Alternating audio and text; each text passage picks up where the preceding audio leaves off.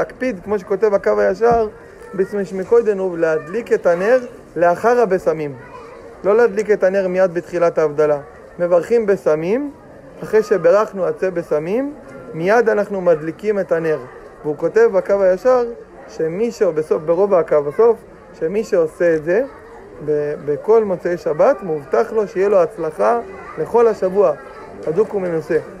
Ce cours est Bezrat Hashem l'a réussi dans tous les domaines, de Madame Virginie Rivka Bat Esther Michel, une dame pour laquelle j'ai beaucoup de considération, pour son mari aussi, Bezrat Hashem, qu'ils aient beaucoup de nachat, de gdusha de leurs enfants, et beaucoup de réussite dans tous les domaines. Amen ve Amen. Les gens m'ont interrogé, que faut-il penser de ce psak du Yenouka, qui a priori va à l'inverse de ce à quoi on a été habitué dans toutes les familles, à savoir que dans toutes les familles on allumait d'abord la bougie de la Havdalah et ensuite on procédait à la Havdalah. Et en dehors de ça, les gens me demandent pourquoi le Yenouka il tient tellement à ça, qu'est-ce que ça change, pourquoi? Alors j'aimerais vous dire toute la vérité. Tout d'abord, j'ai cherché dans le livre Kavayachar qui est mentionné par le Yenouka dans lequel il dit que cette chose-là figure, j'ai vu à aucun moment ça écrit. Rien du tout. J'ai cherché dans toutes les éditions possibles du Kavayachar que j'ai en tous les cas entre mes mains, que j'ai vu sur le logiciel Otsar HaChochma. J'ai rien vu du tout. J'ai cherché avec un moteur de recherche pour être sûr que je manquais pas. J'ai rien vu du tout. Je dis pas que ça se trouve pas, ce Kavayachar, et j'aimerais bien le voir de mes propres yeux, mais je dis qu'en tous les cas, moi je n'ai pas trouvé ce Kavayachar. Premièrement. Deuxièmement, pourquoi Béhémet, la coutume de tous les géants d'Israël, ça a toujours été d'allumer la bougie au tout début? Est-ce que c'est écrit dans les poskim, comme le Mishnah Brura, le Kaf HaChaim? C'est écrit nulle part. À aucun moment, à aucun endroit, il y a écrit s'il faut allumer d'abord la bougie ou s'il faut l'allumer que plus tard. C'est écrit nulle part. Or, pourquoi tout le monde l'allume au tout début? Pour une raison très simple. On ne veut pas qu'il y ait d'interruption. Ça veut dire qu'on fait la bracha de Boré Peri à Geffen. Ensuite, on va boire le vin de la Havdalah que plus tard. On ne veut pas qu'il y ait d'interruption. Si maintenant tu devais allumer la bougie de la Havdalah après les Bessamim, eh ben, ça prendrait le temps qu'il faut pour allumer. C'est une interruption. Il y a une grande discussion dans les décisionnaires quant à savoir est-ce qu'une interruption qui n'est pas par la parole mais qui est par l'acte, en silence, est-ce que c'est considéré comme étant une interruption? Beaucoup de décisionnaires disent que oui. Donc, on ne veut pas qu'il y ait d'interruption. C'est la raison pour laquelle on allume depuis le début et ensuite on récite la Havdalah. Maintenant, est-ce que c'est logique de dire ce qu'il dit le Yenouka? A priori ici, j'ai eu beau bien réfléchir, j'ai eu beau en parler avec beaucoup de Talmidei Chachamim, j'ai eu beau essayer de chercher dans tous les sens, je vois rien de logique du tout. Alors le Rav il explique dans sa vidéo, il dit c'est pour qu'il y ait adieu tous les euros. On dit que la bougie de la Havdalah, il faut profiter de sa lumière. Ok, mais si ça allume depuis le début, tu profites aussi. À la rigueur, j'allais vous dire que s'il disait le Yenouka, que d'abord il faut rester la bracha de la bougie, et après allumer la bougie, je dis pas que j'aurais été d'accord, mais j'aurais compris. J'aurais peut-être compris. Il veut que tu profites pas du tout de la bougie tant que tu n'as pas fait la bracha. Donc tu fais la bracha, comme ça, avant ça, tu n'as pas du tout profité, et ensuite, tu profites. Mais là, dans tous les cas, tu vas profiter, parce que quand tu allumes avant la bracha, dans tous les cas, il y a 2-3 secondes, tu profites de la lumière avant la bracha. Donc, a priori, c'est pas très logique. Maintenant, est-ce qu'il y a un Kavayachar qui dit que la ségoula, c'est justement d'allumer d'abord la bougie, après avoir fait les Bessamim? J'ai vu nulle part, donc je ne peux pas vous dire. Je peux pas vous dire, ça me paraît bizarre de dire que la ségoula, elle soit de davka, de forcément d'abord avoir allumé la bougie, d'abord, excusez-moi, avoir fait la bracha de Bessamim et après allumer la bougie. En tous les cas, ce que je peux vous dire, c'est que j'ai bien vérifié. Et tous les Gdolei Israël, ils faisaient comme on a toujours eu l'habitude de faire, à savoir le grand décisionnaire de notre génération qui s'appelait le Rav Yosef Shalom Eliashiv.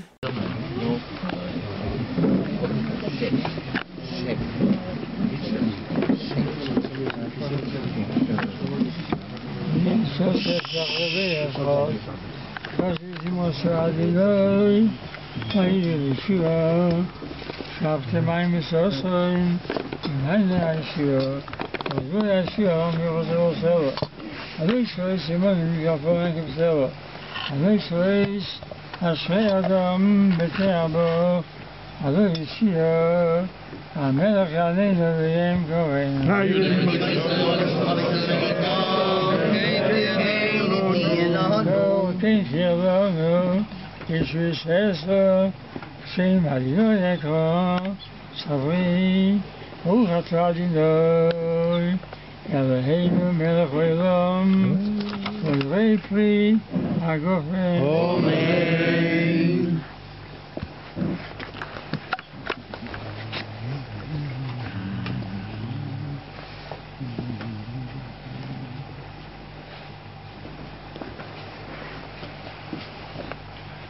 ברוך אתה אדוני אלוהינו מלך העולם, בורא מיני פסמים. Amen.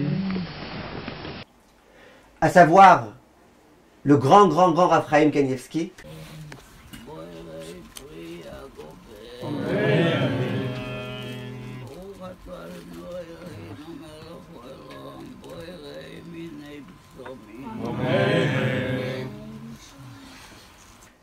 à savoir le grand Rav Steinman,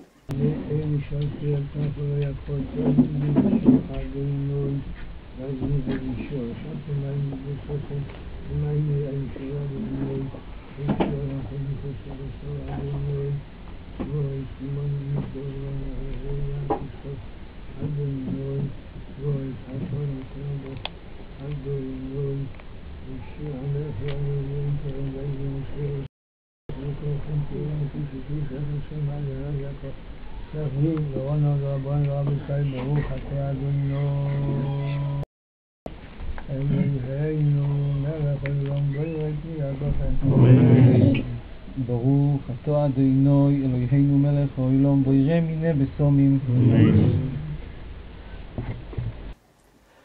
à savoir aussi, si vous cherchez parmi les Mekoubalim, les kabbalistes, Baba Baruch, le fils du Baba Saleh,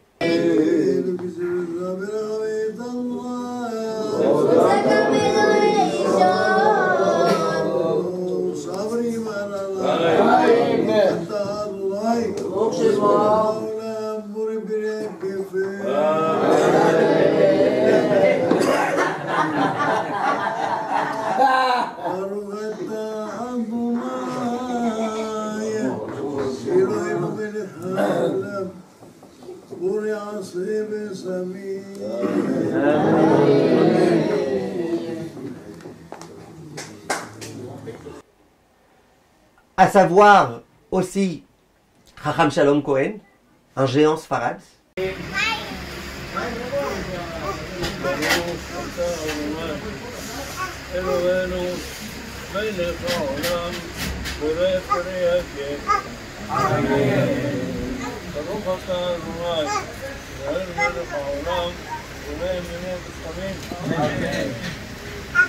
le Rav Mazouz lui aussi, l'un des très grands rabbanim contemporains d'origine tunisienne.